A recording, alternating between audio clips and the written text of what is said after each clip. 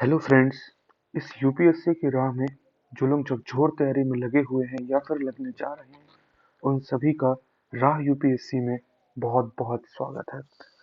आज हम आपको बताने वाले हैं अपनी एक नई अपकमिंग सीरीज के बारे में, जो कि है प्रीवियस ईयर क्वेश्चन के एनालिसिस के ऊपर। ठीक है, 2011 से लेकर के 2022 तक के जो भी सारे पीवाईक्यू पूछे गए हैं यूपीएससी प्रीलिम्स में, उसके बारे में हम आपको एक डिटेल एक्सप्लेनेशन देंगे। ठीक है, आज हम सिर्फ एक अपना डेमो वीडियो बना रहे हैं जिसपे हम आपको दिखाएंगे कि आगे आने वाली सीरीज में हम कैसे आपको पीवाईक्यू एक्सप्लेन करेंगे, उसे कैसे समझाएंगे।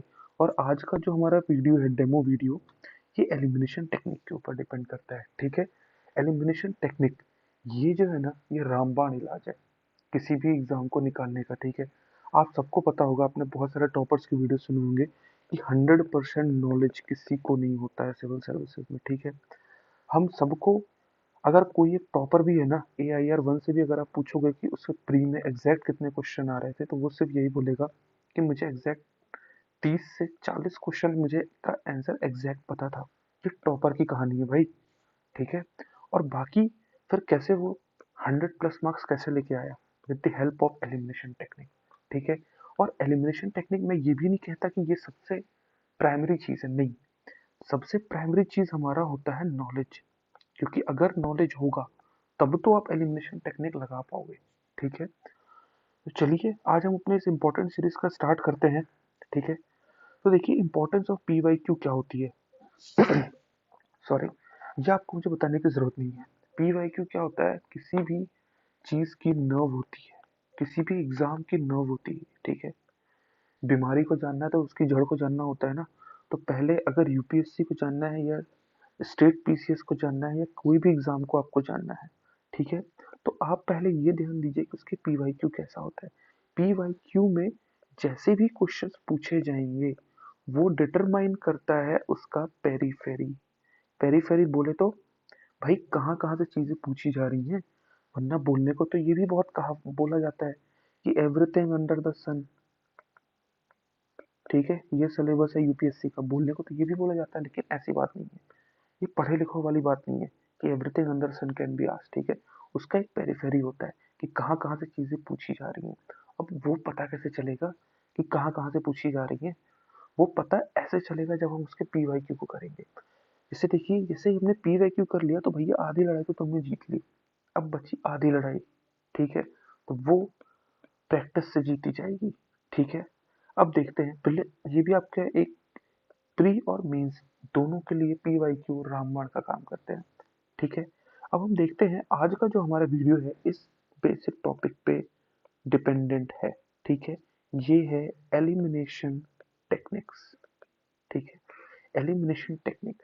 अब एलिमिनेशन तो सुन लिया भाई, बहुत जगह में सुना है एलिमिनेशन करना है, एलिमिनेशन करना है।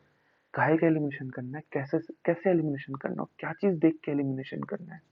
ठीक है, तो हम इस पे बात करते हैं। देखिए, कुछ वर्ड्स होते हैं जो कि आपके दुश्मन हैं। नहीं, गलत बात, दुश्मन नहीं है, ये हमारे फ्रेंड्स हैं, क्योंकि ये हमें मदद करते हैं स्टेटमेंट को एलिमिनेट करने में। और जैसे स्टेटमेंट एलिमिनेट किया, हम अपने सही आंसर तक पहुंच पाएंगे। इन वर्ड को ना बहुत ध्यान से रट लो, मैं तो कहता हूँ रट लो इन वर्ड्स को। ठीक है, all, only, every, any, drastically. ठीक है, जैसे ये ट्रेंड्स के बारे में बात कर रहा है कि स्टेटली इंक्रीज हो रहा है, स्टेटली डिक्रीज हो रहा है डेकेड में। तो कोई भी चीज आप बताओ, तो जो डेकेड 10 साल में कंटिन्यू थोड़ी डिक्रीज होगी यार, कुछ तो बढ़ेगी, बीच बीच में बढ़ेगी फिर घटेगी, बीच में बढ़ेगी फिर घटेगी। ठीक है, और ऐसे स्टेटमेंट के जिस पे होते हैं जिसमें नो और नॉट होता है, क्योंकि ये जनरली निगेटिव स्टेटमेंट में काउंट होते हैं। ठीक है, अब हम बात करते हैं यूपीएससी में कुछ ट्रेंड की बात करते हैं, जैसे कि इंटरनेशनल ऑर्गेनाइजेशंस होते हैं। ठीक है, इससे हमें एक चीज थोड़ा आइडिया आपको रखना चाहिए कि आप जानते होंगे कि अभी भी एक म्यान में दो तलवारें नहीं आती है। ठीक है, उसी तरह बहुत रेयर चांस होगा कि दो बड़े ऑर्गेनाइजेशन, ठीक है, बड़े ऑर्गेनाइजेशन एक साथ आ जाए। अब इसका मतलब क्या है, जैसे बहुत रेयर होगा जहां वर्ल्ड बैंक और आईएमएफ साथ में आ जाए। ठीक है, तो ये आपको दिखा रहा है क्या दो बड़े ऑर्गेनाइजेशन है, और दो बड़े ऑर्गेनाइजेशन एक साथ आना थोड़ा सा 50-50 प्रोबेबिलिटी हो जाती है उस स्टेटमेंट की। ठीक है, जैसे कोई स्पेसिफिक डाटा दे दिया स्पेसिफिक डाटा दे दी, जैसे मान लो कोई मिसाइल दे दी और मिसाइल के बारे में कह दिया कि भाई साहब ये सिर्फ 1800 किलोग्राम का लोड ले जा सकती है। अच्छा भाई, ये यूपीएससी का पेपर है, क्लर्क का पेपर तो है नहीं कि हमें बिल्कुल एग्जैक्ट पता होना चाहिए, ठीक है। और ये एग्जैक्ट डाटा इसलिए दे रहा है कि हम इस पे कंफ्यूज हो जाएं, हम ये समझ लें कि यार यूपीएससी दिया है तो सही होगा। नहीं, ऐसा जरूरी नहीं है, ठीक है। ज्यादातर, मैं ये नहीं कह रहा सारे के सारे डाटा गलत होते हैं, बट मोस्टली डाटा थोड़े से डाउटेबल होते हैं, जहाँ पे फिर से चांस हमारा 50-50% हम चांस ले सकते हैं, ठीक है। अब हम बात करते हैं जैसे साइंस टेक के क्वेश्चन की। साइंस टेक के क्वेश्चन में मेजोरिटी जो क्वेश्चन होते हैं ना, ये अगर फ्यूचर टेक्नोलॉजी के ऊपर डिपेंड है, फ्यूचर टेक्नोलॉजी के ऊपर, तो भाई साहब ये मान के चलो कि ये स्टेटमेंट सही होने वाला है। क्यों? क्योंकि अगर फ्यूचर टेक्नोलॉजी में मान लो कोई स्टेटमेंट दिया है, उसका फ्यूचर टेक्नोलॉजी का एप्लीकेशन दिया है, वो प्रेजेंट में नहीं है, बट फ्यूचर में अगर ये पॉसिबल हो गया और आपने जाके यूपीएससी में केस कर दिया कि भैया ये स्टेटमेंट अब बताओ कैसे गलत किए तुम, तो यूपीएससी क्या जवाब देगा? जवाब तो उसके पास कुछ नहीं है। इसीलिए वो लेके चलता है कि अरे भैया हम मान रहे हैं सब सही है, फ्यूचर में सब पॉसिबल है, ठीक है। दूसरी जो होती है कॉन्ट्राडिक्टरी स्टेटमेंट, कि हमारा क्वेश्चन जो पूछा है वो पॉजिटिव टोन में है, जो स्टेटमेंट दे रखी है वो नेगेटिव टोन में है, तो पॉजिटिव नेगेटिव कभी एक सही नहीं होगा, ठीक है। अब हम आते हैं 2011 के क्वेश्चन के ऊपर, ठीक है। ये हमारा पेपर की क्लिप है, ठीक है, आप देख सकते हैं पेपर में। अब इस पे देखते हैं कि एक्सट्रीम स्टेटमेंट के ऊपर क्वेश्चन है, ठीक है। एक्सट्रीम वर्ड क्या कह रहा है? एट प्रेजेंट, ठीक है, ये प्रेजेंट 2011 के हिसाब से है। एट प्रेजेंट साइंटिस्ट कैन, देखो कैन बोल दिया यानी एक पॉजिटिव स्टेटमेंट है, कैन डिटरमाइन द अरेंजमेंट और relative position of a gene और DNA sequence on a chromosome. How does this knowledge benefit us? अब देखो, क्वेश्चन की टोन पहचानो, मैं तो ये कहता हूँ, ठीक है। यूपीएससी के बहुत आराम से एलिमिनेशन टेक्निक आप सीख जाओ कैसे होती है। देखो कैन कितना प्यारा वर्ड है, आई कैन डू दिस, ठीक है, मैं ये कर सकता हूँ, ठीक है। कैन हमेशा क्या दिखाता है? पॉसिबिलिटी दिखाता है। और देखो यहाँ पे बात की है बेनिफिट की, बेनिफिट भी कैसा है? पॉजिटिव है। तो यानी ओवरऑल हमारे क्वेश्चन की जो टोन है ना भाई साहब, ये पॉजिटिव है। अब तुमको सबसे पहले अपना सब कुछ तो याद है ही तुम्हें, तो ठीक है, तुम एक्सट्रीम वर्ड्स जानते हो, ठीक है, तुम डाटा के बारे में जानते हो कि हो सकता है डाटा गलत हो, सब कुछ है। लेकिन बस एक बात याद रखना, जो स्टेटमेंट नेगेटिव सेंस की दिखेगी उसको तो पहले ही काट देना तुम, वो तो कभी सच हो ही नहीं सकती है, ठीक है। अब चलो हम देखते हैं। It is possible to know the pedigree of livestock, ठीक है भाई साहब, it is possible to know the pedigree of livestock, ये पॉसिबल है। देखो कितने प्यार से स्टेटमेंट जा रही है ना, पॉसिबल एक बहुत ही प्यारा पॉजिटिव वर्ड का स्टेटमेंट इस पे यूज किया है और कह रहा है कि ये पॉसिबल है, ठीक है। ये भी तुमको पता है ये किसका क्वेश्चन है? साइंस टेक का क्वेश्चन है। और देखो साइंस टेक के बारे में मैं भी कहा था कि हमेशा पॉसिबिलिटी के ऊपर जाना, ठीक है। तो ये स्टेटमेंट तुम्हारी सही हो सकती है, मुझे भी इसके बारे में आइडिया नहीं है, लेकिन मैं ये मान रहा हूँ अभी फिलहाल ये स्टेटमेंट सही हो सकती है, ठीक है। अब चलो सेकंड स्टेटमेंट में चलते हैं। It is possible to understand the cause of all the human disease. ओए होए होए होए, ये देखो भाई साहब, आ गया यहाँ पे तुम्हारा अपराधी ऑल। ऑल के बारे में मैंने क्या बताया था कि ऑल कहाँ पे आता है? ये देखो आता है ना एक्सट्रीम वर्ड में ऑल। तो अब हम यहाँ पे आते हैं ऑल, ठीक है। It is possible to understand the causes of all human disease, सारी ह्यूमन डिसीज के बारे में तुमको कॉज के बारे में पता चल जाएगा। ये इतने भी एडवांस नहीं है, ठीक है। तो थोड़ा सा यहाँ पे अपने कान खड़े कर लो कि ये हो सकता है गलत हो। अब तीसरे स्टेटमेंट पे आते हैं। It is possible to develop disease resistant animal breed. कितनी प्यार से नहीं स्टेटमेंट जा रही है, बिल्कुल स्मूथ डेयरी मिल्क सिल्क जैसी जा रही है। It is possible to develop disease resistant animal breed, हाँ भैया, पॉसिबल तो सब कुछ है। पॉसिबल तो ये भी है कि हमारे राहुल गांधी हमारे अगले पीएम हो, ठीक है ना। पॉसिबिलिटी की बात कर रहा हूँ यार, पॉसिबिलिटी तो सब कुछ भी हो सकती है। तो देख रहे हैं ये दो स्टेटमेंट कैसे पॉजिटिव सेंस की ओर जा रही हैं, ठीक है। इसको आप स्मेल करो कि ये पॉजिटिव स्टेटमेंट है और ये देखो ये नेगेटिव जा रही है। तो जैसे ही हम सेकंड स्टेटमेंट को काटेंगे, बस हमारा आंसर आ गया। सो सी इज दी आंसर, ठीक है। अब हम चलते हैं सेकंड क्वेश्चन की ओर, ये 2012 में पूछा गया है, ठीक है। एक्सट्रीम वर्ड के ऊपर इस पर भी हम फोकस करेंगे, ठीक है। इस पे बात की गई, Griffin is frequently in the news recently. What is this importance. अब देखो इम्पोर्टेंस पूछा है, ठीक है। इम्पोर्टेंस किसी चीज की होती है तो वो क्या होती है, वो हमारी लाइफ में पॉजिटिव रोल इम्पैक्ट करती है ना, ठीक है। चलिए अब हम देखते हैं स्टेटमेंट की ओर क्या क्या बोल रहा है। It is a two dimensional material and has good electrical conductivity, ठीक है, बिल्कुल। मतलब ये 2D के बारे में बात कर रहा है and has good electrical conductivity, ठीक है। इसमें ये न्यूट्रल टोन है, ठीक है। देखो इस पे ना ही पॉजिटिव की बात की गई ना ही नेगेटिव की बात की गई, तो ये न्यूट्रल टोन है। हम इसको ऑप्शन के हिसाब से सेट करेंगे भैया, ये आएगी कि अंदर की बाहर जाएगी। It is one of the thinnest but strongest material tested so फार।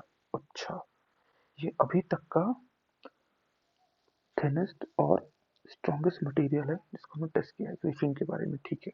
इसको भी रोक के रखते हैं। अब हम ढूंढते हैं। इट इज इंटायरली, ओए होए होए, मिल गया हमें फिर से, जिसकी हमें तलाश थी वो मिल गया। It is entirely made up of silicon and has high optical transparency. क्या लग रहा है, ये सही हो सकता है या गलत होगा? तो अभी तक आपने जो देखा है एक्सट्रीम वर्ड्स के ऊपर, तो इसकी हम ज्यादा पॉसिबिलिटी है कि ये हमारा ऑप्शन गलत हो। एक बार ऑप्शन की ओर चलते हैं। तीसरा हमने काटा तो क्या क्या कट गया? अच्छा, इसका मतलब पहले और दूसरे तो बिल्कुल सही है। It can be use as a conducting electrode require for touching screen LCD and organic LED. अब देखो कैन के बारे में मैंने तुम्हें बताया था, ये कितना प्यारा वर्ड है, पॉजिटिव है ना, स्टेटमेंट पॉजिटिव है। और ये देखो यहाँ पे पॉजिटिव के बारे में पूछ रहा है, तो बस एक दो तो है ही, साथ में चौथा भी लगा दो, तो हमारा आंसर क्या होता है इसका? सी इज दी आंसर, ठीक है। अब चलते हैं अपने तीसरे क्वेश्चन की ओर। ये जो क्वेश्चन है ना, ये बेसिक नॉलेज के ऊपर है, ठीक है। अब बेसिक नॉलेज यार देखो, बहुत सी जनता ना बस बेसिक बेसिक में पागल रहती है। अरे भैया बेसिक क्या है, बेसिक थोड़ी है कि तुम जाकर तीसरी चौथी पांचवी क्लास की बुक उठा लोगे, नहीं। एक तुम्हारा कॉमन सेंस होता है किसी भी क्वेश्चन को करने का, ठीक है, ठीक है। अब आइए हम इसको, इस क्वेश्चन को देख के करते हैं ये है क्या, इस पे क्या बोलना चाह रहा है हमसे। Due to improper and indiscriminate disposal of old and used computers और their part, which of the following are released into the environment as a e-waste, ठीक है। कंप्यूटर में जो हम प्रॉपर तरीके से उसका डिस्पोजल नहीं करते हैं तो उससे क्या क्या ई वेस्ट एनवायरनमेंट में रिलीज होते हैं। अगर इस क्वेश्चन में स्टेटमेंट होती थी, ये कैसा टोन दे रहा था हमें, एनवायरनमेंट में कौन कौन सी चीज़ें रिलीज होती हैं, ई वेस्ट की प्रॉपर डिस्क्रिमिनेट नहीं करता, इनडिस्क्रिमिनेट कर रहा है, तो ये ओवरऑल नेगेटिव टोन होती। बट ऐसा कुछ स्टेटमेंट तो हमारे पास है नहीं, तो इसलिए ये नेगेटिव टोन से इस बार काम नहीं बनेगा। अब हम आते हैं अपने, इसको कॉमन सेंस से उठाने की कोशिश करते हैं कि भाई साहब ये बोलना क्या चाह रहा है। चलो, पहला क्या बोल रहा है, बेरियम है, ठीक है, कैडमियम ठीक है, क्रोमियम, हेप्टा, क्लोर, ठीक है, मरकरी, लेड, प्लूटोनियम। अच्छा, प्लूटोनियम दिए हो, क्या लगता है भैया कंप्यूटर में प्लूटोनियम होगा? तुम बताओ। ये एक दादा रेडियो एक्टिव सब्सटेंस है, ये कंप्यूटर में हो गया ना तो हम उड़ेंगे फिर। तुमको ये तो पता चल गया बेसिक, मतलब ये चीज तुम यार न्यूज़पेपर, वैसे जैसे तुम डेली न्यूज़पेपर पढ़ते हो ना, ठीक है, या न्यूज़पेपर पढ़ते हो या अगर आप कहीं से वीडियोस भी देखते हो, कुछ भी आप देखते हो, तो you will aware that plutonium is not a very easy substance, it is a radio active substance, ठीक है। तो ये इतना इजी नहीं है कि ये कंप्यूटर में हो, ठीक है। तो हम जाते हैं ऑप्शन नंबर 7 को एलिमिनेट करने की कोशिश करते हैं, और देखो हमारे पास इसका हमें भले ही ना पता हो, लेकिन जनाब हमें इसका पता है, ठीक है। तो ऐसे ही आपको सारे ऑप्शंस को बहुत डिटेल में पढ़ना होगा, ठीक है। मुझे नहीं पता है कि लेड होता है, मरकरी होता है, कैडमियम होता है, बेरिलियम होता है, नहीं, मुझे बस इतना पता है कि ये तो नहीं होता है, बाकी मुझे जनता से मतलब नहीं है, ठीक है। तो मेरा आंसर यहाँ पे आता है आंसर बी, ठीक है। अब हम चलते हैं अपने फोर्थ क्वेश्चन की ओर। फोर्थ क्वेश्चन क्या कह रहा है, ये आता है एक्सट्रीम प्लस बेसिक नॉलेज के ऊपर, ठीक है। चलो आ जाओ उसे करते हैं, हम देखते हैं क्या क्या इसका आंसर है। With reference to the history of Indian rock cut architecture, ठीक है। अब इंडियन रॉक कट आर्किटेक्चर, अब देखो जैसे मैंने तुम्हें पहले कहा था कि ये एलिमिनेशन टेक्निक जो होती है ना हमारी, एलिमिनेशन टेक्निक कोई प्राइमरी टूल नहीं है भाई साहब। कोई भी एग्जाम को क्लियर करने के लिए, चाहे वो यूपीएससी हो, स्टेट पीसीएस हो, सीजीएल हो, कुछ भी हो, ठीक है, ये प्राइमरी टूल नहीं है, ये होता है सेकेंडरी टूल। ये कब काम आता है? जब आपका प्राइमरी चीजें होती है आपकी नॉलेज, नॉलेज आपकी होनी चाहिए। अब भाई किसी को बोल दो लगाओ इस पर ट्रिक, अब जिसको इसका ना सिर पता है ना पैर पता है, वो कैसे ढूंढेगा यार इसको, कैसे पता करेगा कि इसकी शक्ल कहाँ पे है? ठीक है, तो पहले आपको इतना पता होना चाहिए कि इंडिया का रॉक कट आर्किटेक्चर है क्या, रॉक कट आर्किटेक्चर बोलते किसको है? देखो, नाम में ही हर चीज छुपी होती है। रॉक को कट करके जो आर्किटेक्चर बनाते हैं उन्हें बोलते हैं रॉक कट आर्किटेक्चर। अब ये आपका काम है कि आप जाके गूगल दादा को छेड़ो और पता करो कि भैया इंडिया में कौन कौन से रॉक कट आर्किटेक्चर है। ठीक है, अब आओ हम उसमें स्टेटमेंट में जाते हैं, which of the following statement consider the following statement. ठीक है, the cave at Badami are the oldest surviving rock cave in India. अच्छा, जो बदामी में केव है ये ओल्डेस्ट सर्वाइविंग रॉक केव है इंडिया की। ठीक है, इसको रोक के रखते हैं क्योंकि ये जो है स्टेटमेंट ये आपकी नॉलेज बेस पे उठेगी। ठीक है, इस पे आपकी कोई एलिमिनेशन टेक्निक नहीं लगेगी। ठीक है, अगर आपको इसका आंसर पता है तो बहुत अच्छी बात है, अगर नहीं पता है तो जाके आप गूगल करो और कमेंट करना कि ओल्डेस्ट कौन सा है। ठीक है, अब आते हैं सेकंड स्टेटमेंट के ऊपर। The Barbara rock cut cave were originally made for आजीविका बाय एम्परर चंद्रगुप्त मौर्य। ठीक है, ये भी आपका क्वेश्चन प्योर नॉलेज बेस पे है। ठीक है, आपको पता होना चाहिए। ठीक है, अब आते हैं थर्ड स्टेटमेंट की। At Ellora cave were made for different field. ठीक है, अब आप जैसे ही इस स्टेटमेंट पे जाओगे, आपने दो तो बहुत ही पॉपुलर नाम, मतलब चलते फिरते चाय वाय की दुकान में कहीं ना कहीं तो सुने ही होंगे, अजंता एंड एलोरा। ठीक है, अजंता एंड एलोरा। अब इस पे जो है ना, अजंता में और एलोरा में डिफरेंट फेथ्स की मूर्तियां हैं। ठीक है, अजंता में जो मोस्टली है ना, ये जैनिज्म की है शायद, जैनिज्म नहीं, अजंता में बुद्धिज्म की है। हाँ, अजंता में बुद्धिज्म की है, और जो एलोरा में है ये हिंदुज्म, जैनिज्म और बुद्धिज्म तीनों है इसके अंदर। ठीक है, तो ये Ellora cave are made of different faith. ठीक है, तो ये क्वेश्चन मैं कहूंगा कि बेसिकली आपका नॉलेज बेस के ऊपर है कि आपको ना नॉलेज होना चाहिए आर्ट एंड कल्चर का। ठीक है, तो इसका जो सही स्टेटमेंट है वो ऑप्शन नंबर 3 है। ठीक है, और इस पे अब देखो, आपने एक चीज मैं आपको और बताता हूँ, आपने बहुत सारे टॉपर्स का सुना होगा कि भाई पी वाई क्यू को ड्रिल करो। ठीक है, पी वाई क्यू ड्रिल का मतलब क्या होता है कि इन दो ऑप्शंस को आप जाके एक्सप्लोर करो कि भाई ये दोनों ऑप्शन सही क्या है इन ऑप्शन का। ठीक है, इसको बोलते हैं पी वाई क्यू को एक्सप्लोर करना। ठीक है, तो आपका ये काम है कि आप इन दो ऑप्शंस को जाके इनका सही ऑप्शन ढूंढो कि भाई साहब इनका सही ऑप्शन क्या है। ठीक है, अब हम चलते हैं अपने क्वेश्चन नंबर 5 में। ठीक है, ये है एक्सट्रीम नो और ओनली के ऊपर। ठीक है,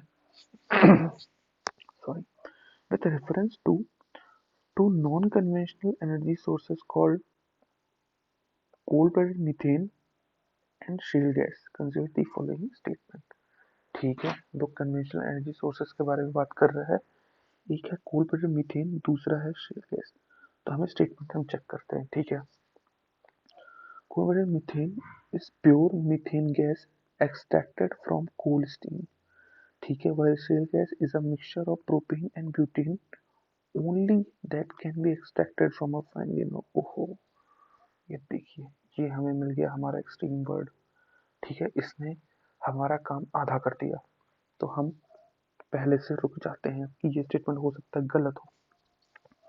ठीक है, अब देखते हैं, in India abundant coal bedded methane source exist but so far no shale gas sources have been found। देखो कितनी तगड़ी स्टेटमेंट है कि अभी तक हमारे इंडिया में कोई भी सेल गैस के सोर्सेज मिले ही नहीं है।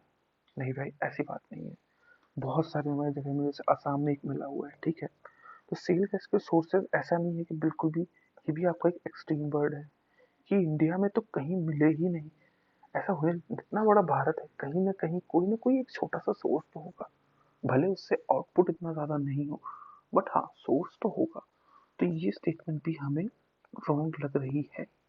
तो एलिमिनेशन की अगर हम देखा जाए तो हमारा answer number D, answer number D that is neither one neither two, इस स्टेटमेंट के सही बैठता है। तो हमारा आंसर क्या होगा क्वेश्चन नंबर फिफ्थ के लिए, that is answer number D. अब हम चलते हैं 2015 के क्वेश्चन के ऊपर, ठीक है। ये जो क्वेश्चन है क्या बोल रहा है, which of the following statement is और are correct regarding the national innovation foundation, ठीक है, नेशनल इनोवेशन फाउंडेशन इंडिया, ठीक है। अब आप एक चीज याद रखना कि जब भी कोई भी क्वेश्चन या तो गवर्नमेंट पॉलिसी या तो गवर्नमेंट का कोई इनिशिएटिव उसके ऊपर होगा तो वो हमेशा पॉजिटिव होगा, निगेटिव ऑप्शन कभी नहीं देगा यूपीएससी। यूपीएससी खुद ही एक गवर्नमेंट का एग्जाम है। अब सोचो वो अपने ही पॉलिसी को निगेटिव देगा, भैया ये तो गड़बड़ बात हो गई ना। तो इसीलिए हमेशा जब भी तुम्हें गवर्नमेंट पॉलिसी दिख रहा है, गवर्नमेंट का कोई इनिशिएटिव दिख जाए, तो भाई साहब पहले ही इस क्वेश्चन के बगल में जाके एक प्लस का सिंबल बना दो, ठीक है। अब आ जाओ देखते हैं। NIF is an autonomous body of the Department of Science and Technology under the central government, ठीक है। ये तो मतलब एक जनरल सी बात करते हैं कि नेशनल इनोवेशन फाउंडेशन जो है एक ऑटोनोमस बॉडी है। अब देखो इस पे भी तुम कैसे इंस्टीट्यूशंस या फिर जो हमारी मिनिस्ट्रीज हैं उसके ऊपर देखो कैसे लॉजिक लग, क्योंकि जरूरी नहीं है यार कि हर एक मिनिस्ट्री के बारे में तुमको पता ही हो, ठीक है। ब्रह्मा थोड़ी है हम सब कि हमको सारी मिनिस्ट्री रट जाए बिल्कुल एकदम कि कौन सा मिशन किसका है। लेकिन हाँ, ब्रह्मा जी ने हमको थोड़ी बुद्धि दी है, उसको हम लगा सकते हैं। कैसे? इनोवेशन की बात कर रहा है। अच्छा, अब इनोवेशन भैया खेती किसानी वाली मिनिस्ट्री तो करेगी, लेकिन फिर भी ज्यादा चांस है कि साइंस से इनोवेशन ज्यादा रिलेट करता है, ठीक है। अब मैं कह दूं डिपार्टमेंट ऑफ कॉमर्स है यहाँ पे तो थोड़ा सा पता नहीं लगेगा, कॉमर्स वाला इनोवेशन, मतलब ये तो थोड़ा सा पता लग रहा है कॉमर्स ट्रेड के लिए हो सकता है बिल्कुल, पर इनोवेशन है तो यानी साइंस हो सकता है। तो ये स्टेटमेंट को हम एक हद तक पॉजिटिव मान सकते हैं कि हाँ ये हमारी सही हो सकती है स्टेटमेंट। अब हम बात करते हैं अपने सेकंड क्वेश्चन की, सेकंड स्टेटमेंट की, sorry. NIF is an initiative to strengthen the highly advanced scientific research in Indian premier scientific institution in collaboration with highly advanced foreign scientific institution। एक तरफ Modi ji make in India लगे हुए हैं, और एक तरफ ये क्या कह रहे हैं कि कहाँ हम बाहर वालों से मदद लेके, वो भी हाईली एडवांस्ड रिसर्च। तो देखो ये निकल के नहीं उछल उछल के कह रहा है कि क्या हाईली एडवांस की बात कर रहे हो तुम, ठीक है। तो ये हाईली एडवांस यहाँ पे आपको नहीं लग रहा है कि ये स्टेटमेंट को एक्स्ट्रा पुट डाल रहा है, इस स्टेटमेंट के ऊपर एक्स्ट्रा फोकस डाल रहा है। और जहाँ जो कोई चीज एक्स्ट्रा हो जाए, एक्स्ट्रा हमेशा नुकसान करता है, ठीक है। तो ये स्टेटमेंट की पॉसिबिलिटी है कि ये स्टेटमेंट गलत होगी, ठीक है। तो हमारा करेक्ट आंसर है ऑप्शन वन, ठीक है। तो इसका करेक्ट आंसर है आंसर ए। अब हम चलते हैं 2016 के ऊपर। जो मैंने बात की थी कि यूपीएससी में जो भी डाटा देता है, फैक्ट देता है, वो हो सकता है गलत, लेकिन ये चीज़ ना जब भी आप स्टेट पीसीएस का एग्जाम दोगे अपने कोई भी, तो ये जनरली जो डाटा वगैरह दिए होते हैं ना, ये मतलब मेरा एक्सपीरियंस है यूपी पीसीएस मेंस का, तो प्री में मेरे अच्छे मार्क्स थे यूपी पीसीएस में, तो मैं आपको बता रहा हूँ कि ये ज़्यादातर सही होते हैं स्टेट पीसीएस के, ठीक है। लेकिन ये यूपीएससी के साथ ये चीज़ ऐसी नहीं होती। यूपीएससी में ये चीज़ ना बैकफायर मारती है अपन को, ठीक है। आओ देखते हैं। ये एस्ट्रोसेट के बारे में पूछ रहा है, astronomical observatory launch in India, statement बला बला बला देखना है, ठीक है। आ जाओ। अब जो मेन है वो ये पकड़ो क्वेश्चन का कि एस्ट्रोसेट के बारे में बोलना है, स्टेटमेंट देखना है करेक्ट कौन सी है, ठीक है। Other than USA and Russia, other than USA and Russia, India is the country to have launch similar observatory into a state. अच्छा, यूएसए, रशिया, चाइना कहाँ चला गया भाई, फ्रांस कहाँ चला गया, यूके कहाँ चला गया, मतलब इतने प्रबल दावेदार हैं, अब तुम इनको छोड़ के ये कह दो कि इंडिया ने लॉन्च किया है, इंडिया थर्ड बन जाएगा। देखो वैसे भी आपको, आप मुझे कमेंट करके बताओ कि हमारे बजट का कितना परसेंट जाता है रिसर्च में, ठीक, जीडीपी का हमारे कितना परसेंट रिसर्च में जाता है, आरएनडी में कितने परसेंट जाता है। जब आप ये परसेंट देखोगे ना तो आपको खुद हंसी आएगी ये स्टेटमेंट देख के, साला इतने परसेंट में तुम तीसरा बन जाओगे? नहीं, ये इतना भी मतलब पॉसिबल नहीं है। ठीक है, तो ये स्टेटमेंट हमको पहले ही डाउटफुल लग गई। ठीक है, दूसरे में आते हैं। AstroSat is a 2000 KG satellite based in an orbit of 1650 kilometre above the earth. अब देखो, बिल्कुल बहुत प्यार से डाटा लिखा है 2000, एकदम राउंड फिगर। यहाँ पे 1650 लिखा है। अब देखो, ये डाटा देखते ही ये यूपीएससी आपसे एक्सपेक्ट नहीं कर रहा कि आपको ये डाटा एग्जैक्ट पता हो, लेकिन वो आपके अंदर एक कॉमन सेंस जरूर प्रेडिक्ट कर रहा है कि भैया तुम्हारे अंदर ना बुद्धि होनी चाहिए, थोड़ी चालाक बुद्धि, कि एग्जैक्ट यार मतलब 2000 की जो सिर्फ इतने तक ही रख पाए। तो ये डाटा ना थोड़ा सा तुम्हें खटकना चाहिए कि नहीं यार, ये चीज ना कहीं पे गलत हो सकती है। ठीक है, तो जैसे ही देखोगे तुम दोनों स्टेटमेंट तुम्हारी कट रही हैं, तुम जाओगे ऑप्शन नंबर डी के साथ, that is neither one neither two. लेकिन हाँ, ये भी बोल रहा हूँ कि ये ऑप्शन टिक करने के लिए ना भाई साहब कलेजा होना चाहिए, सच बता रहा हूँ। मेन एग्जामिनेशन हॉल में जब ऐसे अपनी स्टेटमेंट एलिमिनेट करोगे और जब ऑप्शन डी दिखेगा ना, तो एक बार नजरें ऊपर की ओर फिर जाएंगी, फिर एक लगेगा कि यार किसी एक को तो सही बना ही देते हैं। बट ऐसा आपको ना गट फीलिंग अपने अंदर लानी होगी। यूपीएससी का पेपर ऐसे नहीं निकलता आपका कि आपको बिल्कुल श्योर शॉट होना होगा, क्योंकि आप इसको एक उससे रिलेट करके देखो। रियल लाइफ में जब आप देखोगे, when you become a civil servant, तो आपको क्या लगता है कि आपके पास प्री डिटरमाइंड चीजें आएंगी? नो, बिल्कुल भी नहीं। हर दिन एक नया होगा वहां पे, तो वहां आपकी डिसीजन मेकिंग अच्छी होनी चाहिए। इसीलिए एलिमिनेशन वाला जो है ना, ये आपकी डिसीजन मेकिंग बहुत अच्छी करता है, जो कि बहुत एसेंशियल है ऑफिसर लाइक क्वालिटीज में। ठीक है, तो अब हम आते हैं अपने 2017 में। जो मैंने आपको बताया था ना कि जीडीपी है परसेंटेज स्टेडली इंक्रीज हो रहा है डेकेड से, स्टेडली डिक्रीज हो रहा है डेकेड से, ये 2017 में इसके ऊपर क्वेश्चन पूछा गया है। अब हम देखते हैं इस पे क्या कह रहा है। Consider the following statement. ठीक है, tax revenue as a percentage of GDP of India has steadily increase in the last decade. अच्छा, मतलब tax revenue as a percentage of GDP has steadily increase in the last decade.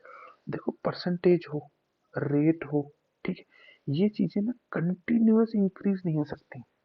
ठीक है, और वो भी decade की बात कर रहे हैं यार, कहीं ना कहीं तो उतार चढ़ाव तो आया ही होगा।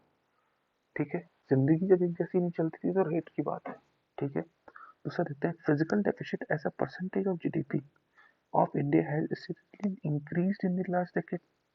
ठीक है, कि देखो, ये दोनों जगह जो है ना, मतलब कोई चीज को कंटिन्यूस कह रहा है कि बढ़ता ही जा रहा है, कंटिन्यूस घटता ही जा रहा है। तो ये जब भी ऐसी स्टेटमेंट आपको मिले, तो हमेशा इस स्टेटमेंट को गलत किया करो, क्योंकि पॉसिबिलिटी है यार कि ऊपर नीचे कहीं ना कहीं कुछ तो हुआ होगा। ऐसा नहीं होगा कि एक ही लाइन में गाड़ी चली जा रही है। ठीक है, तो इसका ऑप्शन होता है हमारा ऑप्शन नंबर डी। तो आते हैं अब 2018 के क्वेश्चन के ऊपर। 2018 में क्वेश्चन पूछा गया है, देखिए, अ barren island is an active volcano located in the Indian territory। ठीक है, barren island lies about 140 kilometer east of Great Nicobar। ठीक है, the last time the barren island volcano erupted was in 1991 and it has remained inactive since then। अच्छा, अब आप मुझे बताओ, आप 8 क्वेश्चन तक जा चुके हो। ठीक है, 2 मिनट के लिए इस वीडियो को रोको और खुद देखो कि आपको क्या क्या से इसमें स्टेटमेंट जो है, आपको कौन कौन सी स्टेटमेंट इस पे से जो है एक्सट्रीम स्टेटमेंट लग रही है। फिर आप अपना आंसर टिक करना। ठीक है, अब हम आते हैं इसके एक्सट्रीम स्टेटमेंट्स के ऊपर। ठीक है, पहले स्टेटमेंट पर नजर दौड़ाओ, बैरन आइलैंड वोल्केनो। अब ये तो आपको पता होना चाहिए कि ये हमारे इंडिया का ओनली एक्टिव वोल्केनो है। ठीक है, ये नहीं पता है ना भाई, एलिमिनेशन की वीडियो बंद करो और जाके पहले बेसिक ज्योग्राफी की एनसीईआरटी उठा के पढ़ो। ठीक है, अगर ये पता है तो फिर आओ आगे बढ़ते हैं। Active volcano located in the Indian territory. ठीक है, तो ये ज़्यादा कुछ कह नहीं रहा है, ये हमको पता है पहले से, ये दोनों चीज़ें हमको पता है। और ये कह रहे हैं इंडियन टेरिटरी में। ठीक है, ओके स्टेटमेंट, बिल्कुल सही स्टेटमेंट है। ठीक है, तो इस पर तुम ये भी कर सकते हो, बैक से भी जा सकते हो कि जिस पे ये स्टेटमेंट नहीं है इसको काट दो। ठीक है, अब चलते हैं हम। अब देखो, सेकंड स्टेटमेंट तो पढ़ने की भी जरूरत नहीं है। फिर से देखो, डाटा दे दिया ना 140 किलोमीटर, भाई मतलब एकदम बिल्कुल नाप के ही बैठा है कि 140 है, 141 भी तो हो सकता है। कि 140.2 भी तो हो सकता है, तुमने तो बिल्कुल 140 दे दिया चुम्मा चुम्म की भैया इतनी ही डिस्टेंस है बस। तो ये स्टेटमेंट तो पढ़ने की भी जरूरत नहीं, तो गलत है, ना ही हमें ऑप्शन में। थर्ड में आते हैं, the last time Barren Island erupted was in 1991 में and it has remain inactive since then. अच्छा, 1991 में इरेक्ट हुआ था और उसके बाद से अभी तक रिमेन एक्टिव है। देखो ये जो क्वेश्चन है ना, ये करंट अफेयर का क्वेश्चन है। क्यों ऐसा है? क्योंकि 2017 में वोल्केनो जो था ना, ब्रस्ट हुआ था, ठीक है। और देखो यूपीएससी ने 2018 में इस पे आपके सामने क्वेश्चन फेंक दिया, ठीक है। तो ये जो क्वेश्चन है, मतलब एक तो आप इसको वैसे भी कर सकते हो कि 1991 डेट वगैरह दे रखी है सिंस देन, तो एक आप इससे भी गेस कर सकते हो। लेकिन अगर यहाँ पे ये थोड़ा सा घुमा के 2017 दे देता, ठीक है, तो पॉसिबिलिटी थी कि आप तब भी गलत करते हो, ये सही होती। तो ये जो क्वेश्चन है ना, ये करंट अफेयर से क्वेश्चन है, तो इसका ऑप्शन होगा ए। करंट अफेयर आप ना जब भी इन्वायरमेंट वाला सेक्शन आता है, तो शंकर आईएएस बुक पढ़ने से ज्यादा फोकस शंकर आईएएस तो आप एटलीस्ट एक दो बार पढ़ लो, ठीक है, एक दो बार बुक को पढ़ लो। उसके बाद आप मोस्टली फोकस ना करंट अफेयर पे रखा करो। देख लो ऐसे ही क्वेश्चन उठते हैं, कोई फिनोमेना हुआ उसको यहाँ पे फिर अगले साल क्वेश्चन बना दिया, ठीक है। अब हम आते हैं अपने क्वेश्चन नंबर 10 पे, जो 2020 का था। ये है आपका futuristic statement science and tech के ऊपर, ठीक है। चलो उसको देखते हैं कैसा था ये question. Genetic changes can be introduced in a cell that produce egg और sperm of a prospective parent, ठीक है। कैन बी, कैन के बारे में तो पहले ही कहा है, ये बहुत ही प्यारा शब्द होता है, ये पॉजिटिव स्टेटमेंट देता है, ठीक है। सेकंड जाते हैं, a person genome can be edited before birth at the early embryonic stage, ठीक है। फिर से कैन बी, कैन भी तुमको पता है कि पॉजिटिव स्टेटमेंट देता है। तो देखो पहला और दूसरा जहाँ पे नहीं इसको काटते जाओ, पहला दूसरा मिल गया, हमको तो ऑप्शन ऐसे मिल गया।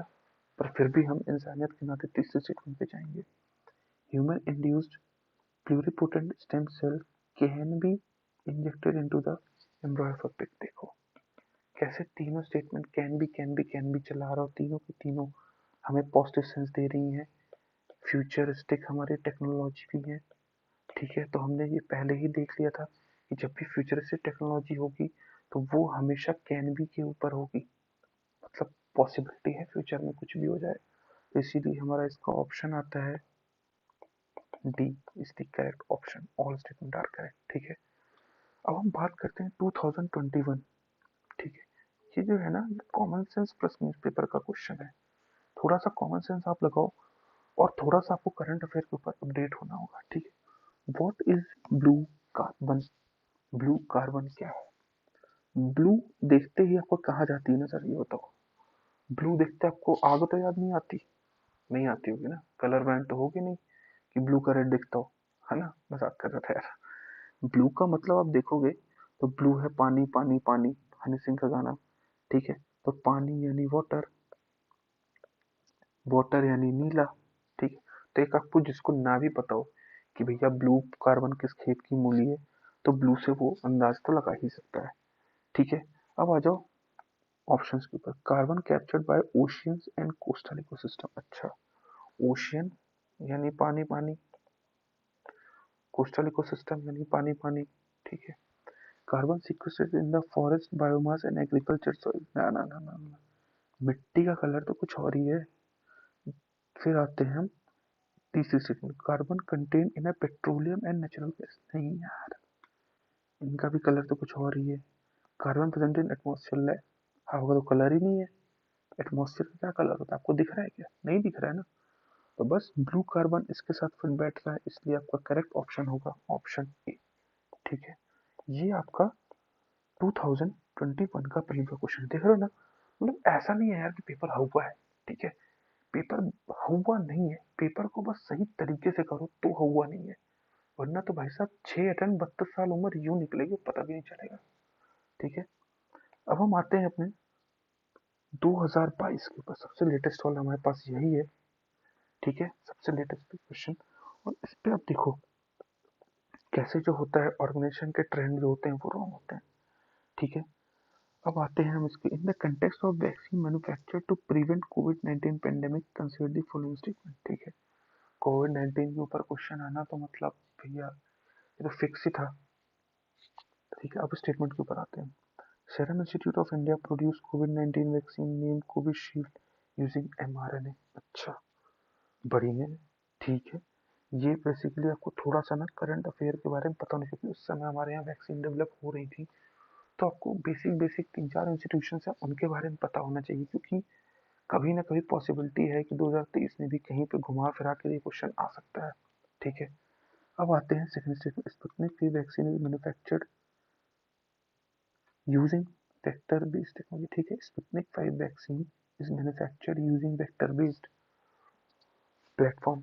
ठीक है, इसके बारे में ये है किसकी, पहले तो ये बताओ मुझे कितनी किसकी है स्पुतनिक, किस कंट्री की है, कमेंट करना ये किस कंट्री की है। ठीक है, तीसरे जो हम जाते हैं, Covaxin is an indicative pathogenic based vaccine. अच्छा, अब देखो ये जो है ना, ये ज्यादातर क्वेश्चन आपका करंट अफेयर के ऊपर है, ये पता होना चाहिए। इस पे आप एलिमिनेशन लगाओगे ना, तो देखो इस पे एलिमिनेशन इसे इनएक्टिव पैथोजन, यार इस पे एलिमिनेशन लगेगा नहीं, पता है, मतलब इस पे एलिमिनेशन थोड़ी सी प्रॉब्लम करेगा।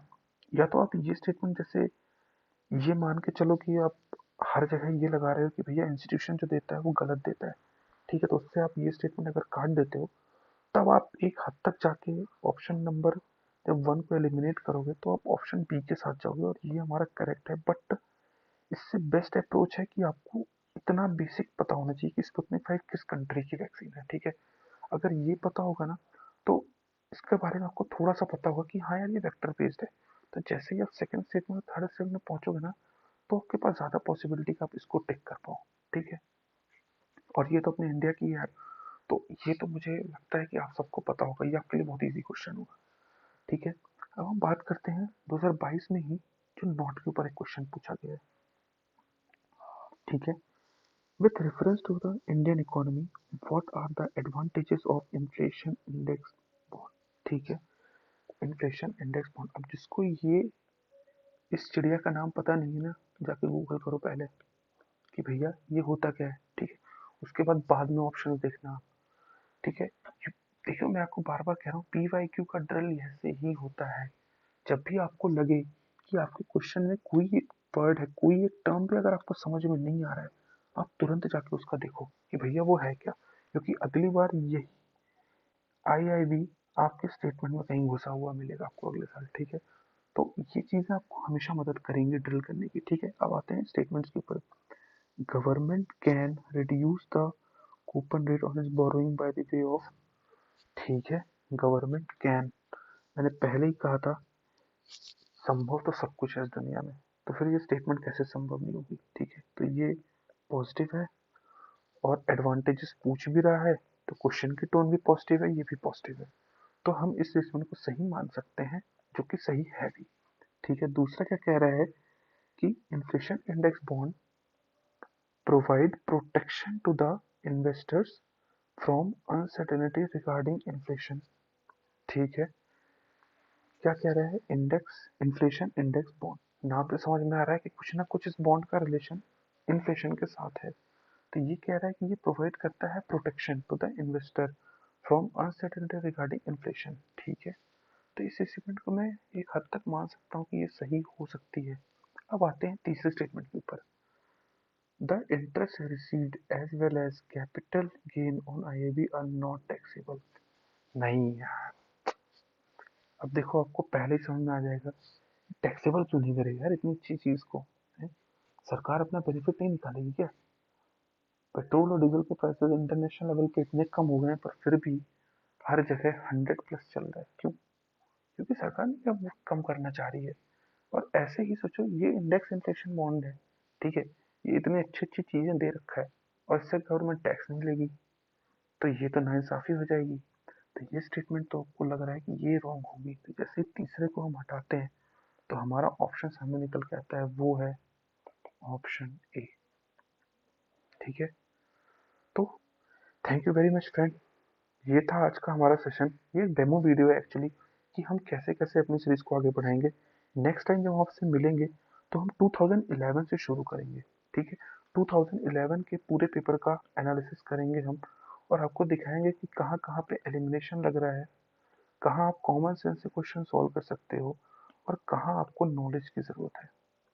ठीक है, मैंने पहले ही कहा था कि नॉलेज जो होना चाहिए ये होना चाहिए आपका प्राइमरी टूल। ठीक है, एलिमिनेशन आता है इसके बाद। और जो फर्स्ट वाले हैं ना, फर्स्ट सेकंड अटेम्प्ट वाले, भाई वो डरना मत, अगर एलिमिनेशन नहीं बनना है, बिल्कुल नहीं बनता था मेरे से भी स्टार्टिंग में। ठीक है, आप ज़्यादा से ज़्यादा मॉक लगाओ। ठीक है, ज़्यादा से ज़्यादा मॉक टेस्ट सॉल्व करो आप, ज़्यादा से ज़्यादा पी वाई क्यू देखो। जैसे हमारी सीरीज स्टार्ट हो रही है, आप उसके साथ कंटिन्यू रहो, तो आपको पता चलेगा कि कैसे एलिमिनेशन यूज किया जाता है। ठीक है, ये कोई सीख के नहीं आता, ये सब नंबर ऑफ मॉक्स लगाने से ही ये चीज़ डेवलप होती है कि भैया कौन से सीक्वेंस को काट सकते हैं, कौन से को नहीं काट सकते। क्योंकि वहां जाके आपको कोई सपना नहीं आने वाला है। आपने जितनी प्रैक्टिस की हुई है पहले, आपकी वो प्रैक्टिस वहां पे काम आएगी। ठीक है ना। तो आप बस कंटिन्यू रखो अपनी पढ़ाई को, मॉक टेस्ट वगैरह सॉल्व करते रहो, फिर है क्योंकि हमारी सीरीज के साथ आप लगे रहो। ठीक है, और होपफुली आप 2023 का प्री क्वालिफाई करोगे। ठीक है, thank you very much friend. अगर आपको ये हमारा सेशन पसंद आया हो तो बिल्कुल ठोक के सब्सक्राइब बटन को बिल्कुल लाल लाल कर दीजिए। ठीक है, लाइक करिए, कमेंट करिए, शेयर करिए अपने दोस्तों के साथ। ठीक है,